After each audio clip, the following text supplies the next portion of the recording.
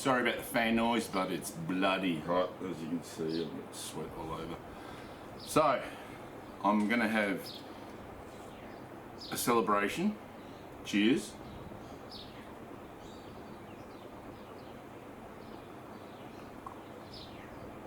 Oh, that's so good. I'm having a Rodenbach fruitage, brewed with natural ingredients. Now, this is a fruit lambic, so it's a traditional lambic beer.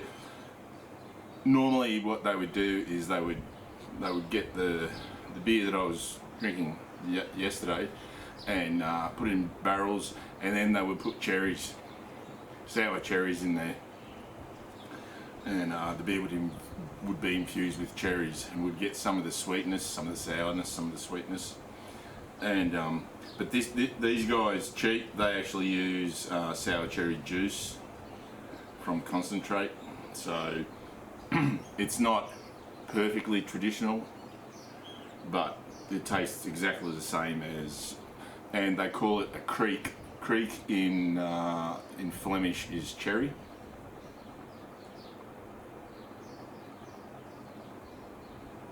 It tastes like a fizzy cherry, beery, but no bitterness, or very little. Anyway, so let's get to the heart of the matter. Yesterday I said that I was going to get on top of the G366 and fix its problem. And what I believe that was the problem was the tank vent. Where is the old tank vent? I haven't got it here. It's not the tank vent, because I got two OEM Stihl tank vents, and I replaced the tank vent in this with a Stihl tank vent. Took it downstairs. Same problem. So I went, right, let's do some testing. So the first thing I did was I went to the basics. I took the muffler off, had a look at the piston. Perfect. It's perfect. It's glistening with oil. There's no scratch on it.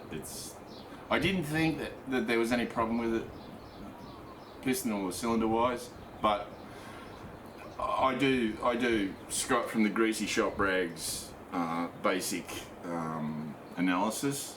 His system, his modus operandi for diagnosing chainsaw problems is the best. Just watch his channel, Scott from the Greasy Shop Rag, on YouTube. Pardon me. So, next cab off the rank after making sure there was nothing wrong with the cylinder and the piston was, because I know it's a fuel issue, it's not a spark issue. I didn't even bother looking at the spark plug because I know there's nothing wrong with that, and I know there's nothing wrong with the coil because it's an OEM coil. I spent big bucks and bought a Stihl OEM coil that is in there. So next cab off the rank was a fuel filter. Now, there's nothing wrong with this fuel filter. It is not an OEM fuel filter, but there's nothing wrong with it. But I installed a Stihl fuel filter in there. Went the same process again. Went downstairs. No, same problem. Okay. Working my way slowly towards the carby. Fuel line. So, got the old Mighty Vac out.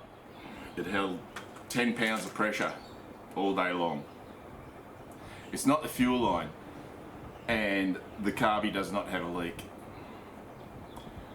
So, what the hell could the problem be?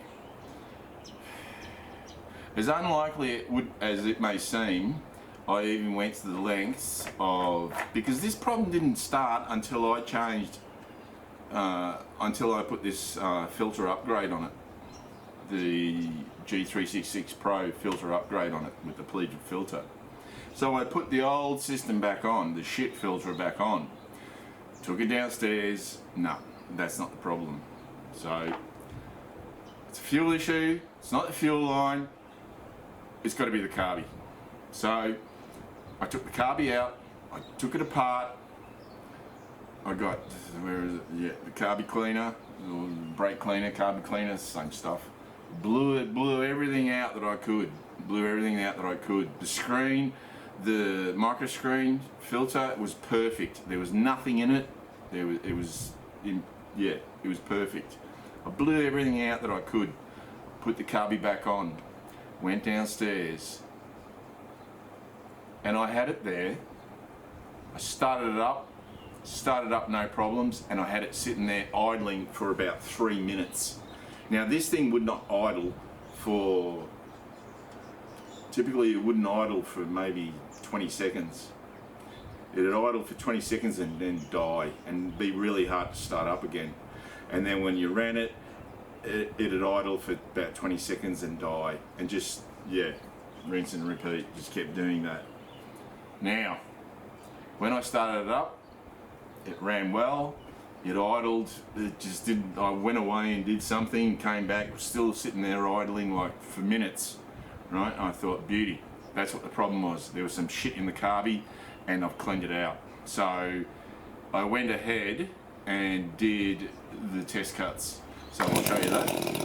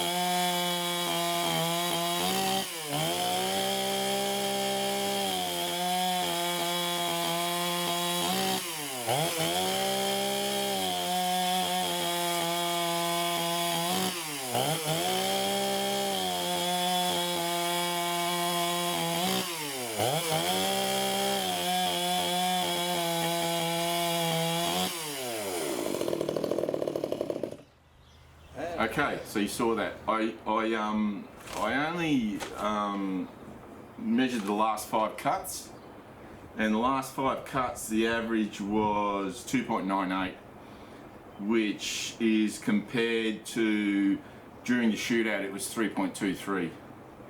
Now, 2.98 is still slower than the Pro. The G366 Pro, the winner of the shootout, was 2.89. So it's still not as quick as the Pro. What does that tell me? So the problem with this saw is there is some shit in the low circuit. There is something in the low circuit that is clogging it up. Because when you hit that trigger, she runs no problems. She screams, right? And the high circuit takes over from the low circuit, right? Now, if I change this carby, is it going to run quicker? Again, I don't know. But what's very disappointing is that this carby is a Walbro carb. I went to the still shop and I shelled out 240 bucks for a friggin' Walbro carby, and this shit happens. That's bogus. So I'm tempted to get the last time that I tried to get a carby Dr. Carby for this, machine. They were he was out of stock. Sean Muscat, Carby Doctor, excellent guy. He was out of stock. I'm going to have a look, see if I can get it from him, because I don't want to get. The last resort is a Pharmatech Carby, but that's going to take ages to get. Whereas Carby Doctor's in Melbourne, he just ships it up to me in a week. But that's very disappointing because it's an OEM Walbro carb, right? That, you know what? That was the last thing that I looked at, because that's the last thing that I expected. That is the last thing that I expected, to have a problem with an OEM Walbro carburetor. But there is some shit in the. Obviously, when I blew it out, cleaned it out, I moved wherever it is lodged. I moved it to the point where it was running okay. And then, because you see, straight after the cuts, it dies, right? And I say, it fucking dies. And then it went back to being shit again. So I've dislodged it in the cleaning process, gotten it to run fine, and then after those cuts, wherever that piece of crap is that I can't seem to get out, you know, you think, well, it got in, you must be able to get it out. But I don't know. I might take the carby out and take it to my Husqvarna dealer, and because they know what they're doing, and just say to them, can you try and clean this fucking thing out, because the low circuit, there's something lodged in there. Otherwise, I'll get a carby from Carby Doctor.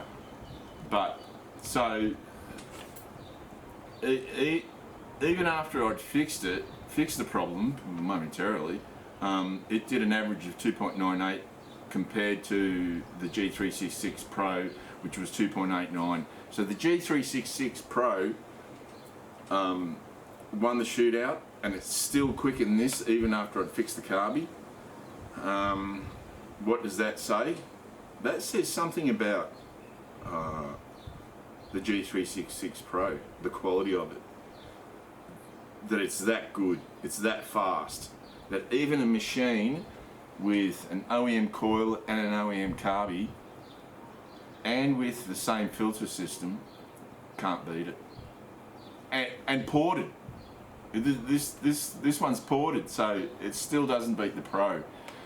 That tells me that those G366 Pros are really, really, really good saws, and I've ordered another one. Yeah. Even though the G366 Pro, it says it's got a Walbro carb. Yeah, maybe. I don't know. It probably, because Walbro's got a factory in China, so yeah, it'll be a Chinese Walbro carb. But look, you know, numbers don't lie. The Pro, the G366 Pro is, yeah, the supreme 60cc or 59cc, 60cc class saw, in my opinion. It's a monster. And even after I fixed the problem with this ported saw, it still beat it. So I am getting another. I have got another on order, G366 Pro. And what I'm going to do is so I'll have two, and I'll port one of them and see just how much better it can go. Yeah, God willing.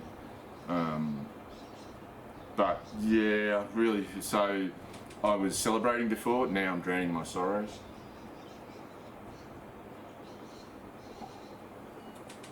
Because whatever is in this frigging low circuit, I just couldn't get out. I dislodged it, had it okay for a while, and then it just whatever the crap is that's in there, it lodged in there again.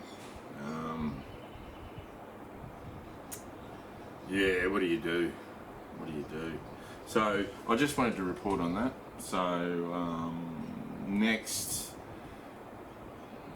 yeah, I might be heading up to my mate's place, and then I might do a bit of some comparison videos of the big saws and some cutting, and if he needs some cutting, whatever, some firewood or something, I'll probably do that. So until then, see you later. Oh yeah, I'll just go and get something. I'll be back in a sec.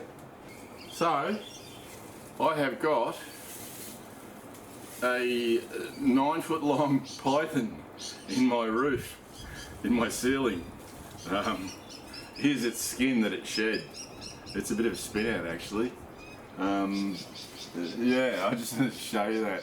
Some people would say, oh my god, you got a snake in your ceiling. That's good, because it keeps the vermin away. It really does. And if the vermin get in there again, it eats them too. That's why it's been so quiet in my ceiling. No possums.